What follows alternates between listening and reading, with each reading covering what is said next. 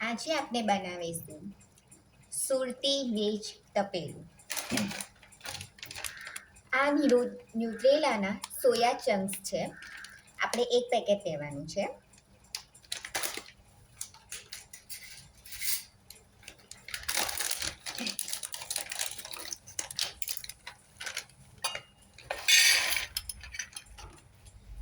આ માપ રાખવાનું છે.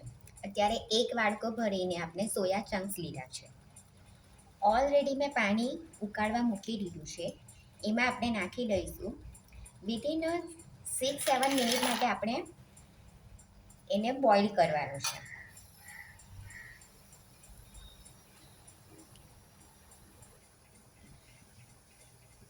સાત મિનિટ માટે આપણે કર્યા છે. સોયા ચંક્સ ફૂલી ગયા છે. હવે આપણે એને કાઢી લઈશું અને એકદમ સારી રીતે વોશ કરી લઈશું.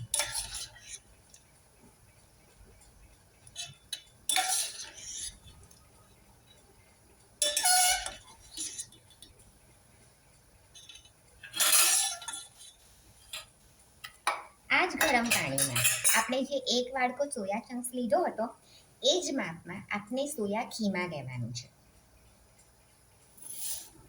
અને આપણે ખાલી એક જ મિનિટ માટે ઉકાળવાનું છે.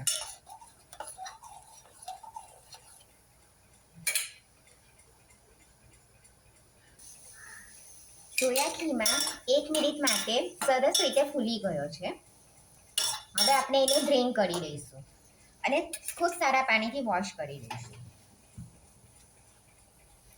સોયા ચંકને આપણે સારી રીતે વોશ કરીને ઠંડા પાણીમાં થોડું 1 ચમચી વિનેગર નાખીને 1 મિનિટ માટે સોક કરવાનું છે, જેથી સોયાનો જે ટેસ્ટ હોય છે તે નીકળી જશે.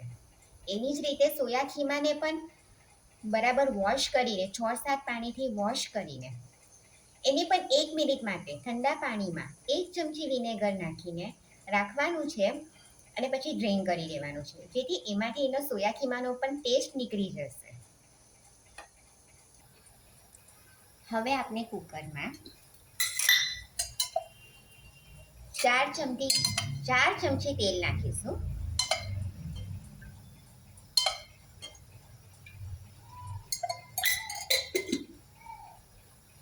તેલ થોડું ગરમ થાય એટલે આપણે અત્યારે ખાલી ખડા મસાલામાં 4 લવિંગ છે અને થોડા તજ છે, બસ એ જ આપણે અત્યારે નાખવાનું છે.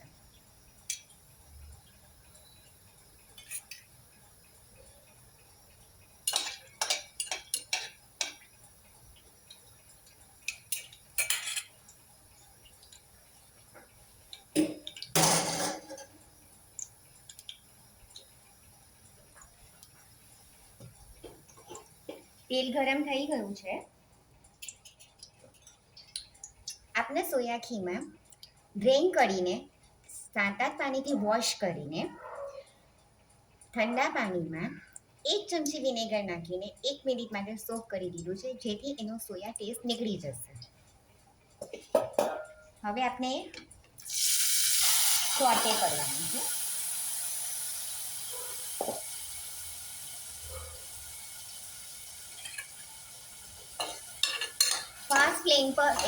ફાસ્ટ ફ્લેમ પર જ સાતરવાનું છે. Within 8-9 minute સાતરશો.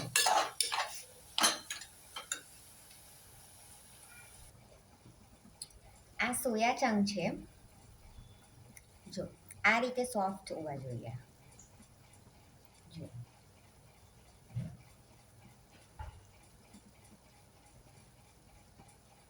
હવે આપણે 5 મિનિટ માટે સોયા ચંક્સને સોટે કરીશું. 5 જ મિનિટ કરશું, કારણ કે સોયા ચંક્સને એટલી જરૂર નથી હોતી.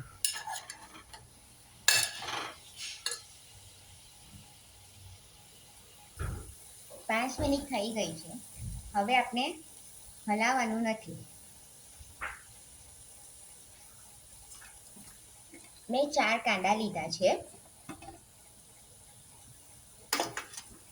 કાંદાને આપણે 2 પીસ કર્યા છે. હવે એમાંથી આપણે એક જ પીસ કરવાનો છે.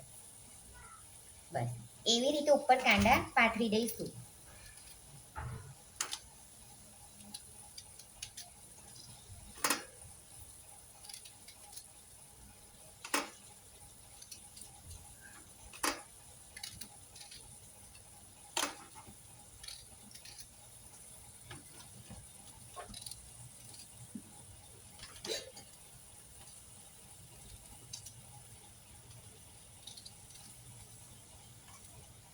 કાંદા પથરાઈ ગયા છે.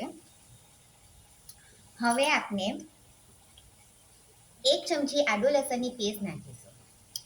જરૂર પડે તો આપણે અત્યારે 2 ચમચી નાખીશું.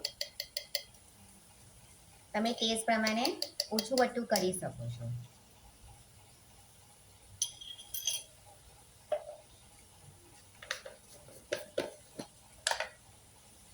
આ મરચાં, આદુ, લસણ, હળદર કમ્પ્લીટલી ગ્રાઇન્ડ કરેલો મસાલો છે. એ અત્યારે આપણે 2 ચમચી નાખીશું.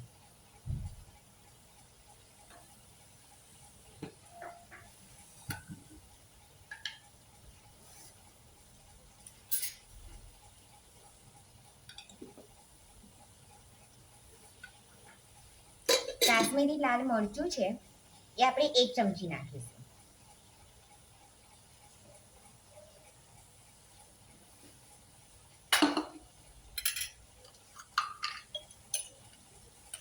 મસાલામાં મીઠું છે એટલે થોડુંક જ ટેસ્ટ પ્રમાણે મીઠું નાખીશું. બધા મસાલા નંખાઈ ગયા છે. હવે આપણે થોડુંક પાણી નાખીશું સાઈડ પર. ઓલરેડી કાંદાનું પાણી તો છૂટશે જ. હવે આપણે કુકર બંધ કરીને 1 વિસલ વાગે પછી 15 થી 20 મિનિટ માટે ધીમા તાપે થવા દઈશું. અત્યારે આપણે સોયાબીન ખીમા અને સોયાબીન ચંક્સ નાખ્યા છે. એની અંદર પાસ્તા પણ આવે છે, મશરૂમ પણ આવે છે અને બેબીકોર્ન પણ આવે છે. હવે પાસ્તા આપણે શું કરીશું, ઓલરેડી જ્યારે શાક રેડી થઈ જશે ત્યારે આપણે પાસ્તા એડ કરીશું. પાસ્તાને મેં સારી રીતે બોઇલ કરીને ડ્રેઇન કરીને કમ્પ્લીટ રાખ્યા છે.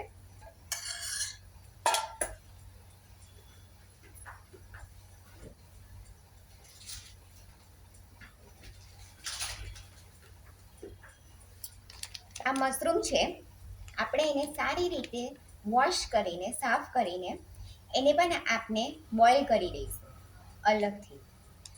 આપણે એટલા માટે અત્યારે અંદર નથી નાખ્યા કારણ કે જે ફર્સ્ટ ટાઈમ બનાવશે વેજ તપેલું તો એમને સહેલું પડે. એટલા માટે જ્યારે બધી રીતના શાક કમ્પ્લીટ થઈ જશે ત્યારે આપણે મેક્રોની અને મશરૂમ નાખીને આપણે ફરી એક ઉકળો લાવી દઈશું, જેથી આપણું વેજ તપેલું કમ્પ્લીટ થશે. તમે જોઈ શકો છો કુકરમાંથી મેં ખાલી કરીને તપેલીમાં લીધું છે. આપણું શાક રેડી છે. હવે આ સ્ટેજ પર આપણે જે આ પાસ્તા બોઇલ કર્યા હતા તે આપણે થોડા પાસ્તા નાખીશું.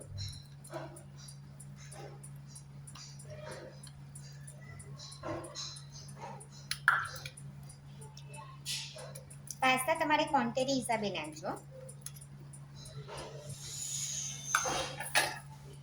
આ મશરૂમ છે જેને મેં સીટી મારી, 1 સીટી વાગીને એને 10 મિનિટ કે 15 મિનિટ ધીમા તાપ પર થવા દેવાનું છે. મશરૂમ પણ નાખી દઈશું.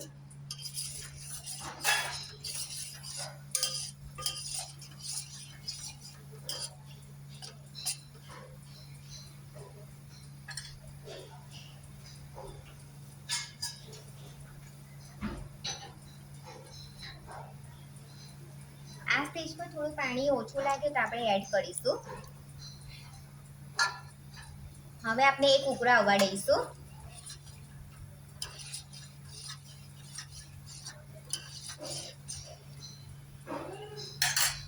હવે આપણે વઘાર કરીશું.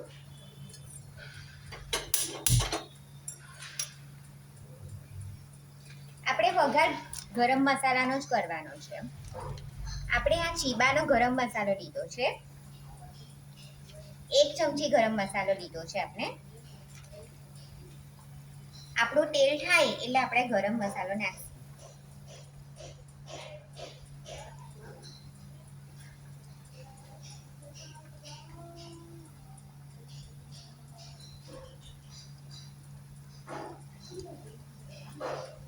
વચ્ચે થોડું હલાવતા રહીશું.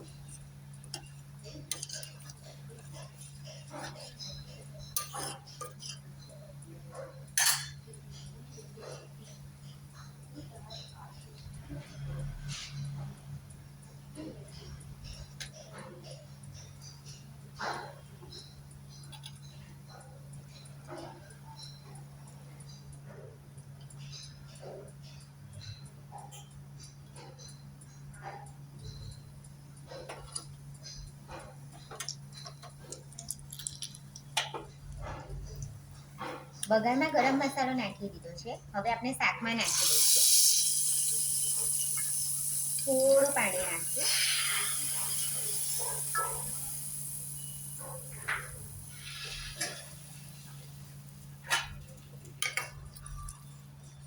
હવે એક ઉકળાવવા દઈશું.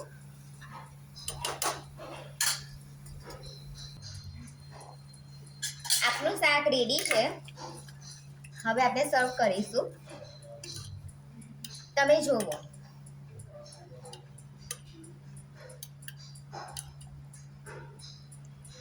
સોયા ચંક પણ છે, પાસ્તા પણ છે,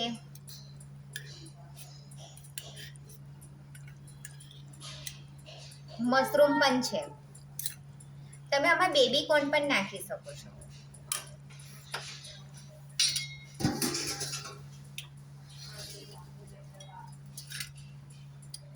આ સુરતીઓની સ્પેશિયલ પૂરી છે નાની, જે ખીરામાંથી બને છે. લોટમાં ખીરું નાખીને બાંધવાનો હોય.